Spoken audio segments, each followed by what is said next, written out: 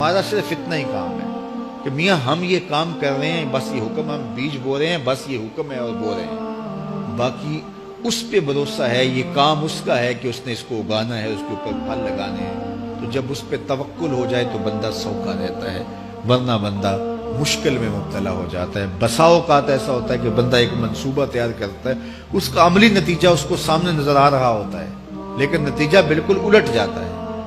سید علی المرتضیٰ فرماتے ہیں، میں نے اپنے ارادوں کی شکست سے ہی اپنے رب کو پہچانا ہے کہ میں ایک منصوبہ تراشتا ہوں کہ یہ اور یوں ہوگا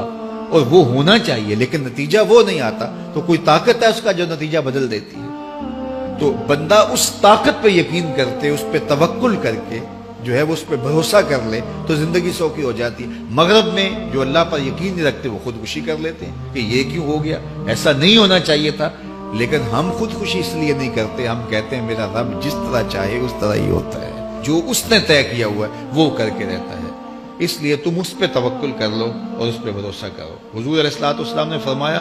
لو انکم توکلون علی اللہ حق توکلہ، اللہ پر توکل کرنے کا جو حق ہے اگر تم وہ ادا کر دے تو فرمایا اللہ تمہیں ایسے رزق عطا کرے جیسے پرندوں کو عطا کرتا ہے۔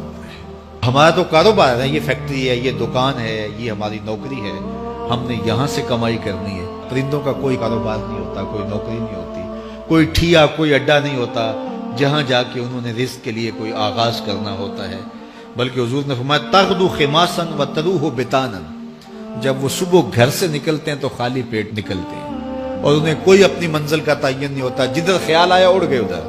لیکن کبھی ایسا نہیں ہوا کہ شام کو خالی پیٹ واپس آئے ہوں، کہا وہ پیٹ بھر کے آتے ہیں۔ باہو بولے بن توکل پنچھی اڑ دے،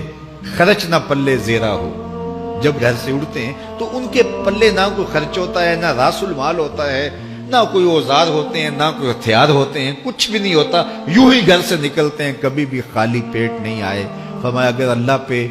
پرندے توکل کر لیں تو اللہ اسے بھی عطا کرتا ہے، تم توکل کرو گے تو تمہیں عطا نہیں کرے گا، تو تمہاری زندگی سوکھی ہوگی۔ گھر سے نکلو کام کے لیے، فیکٹری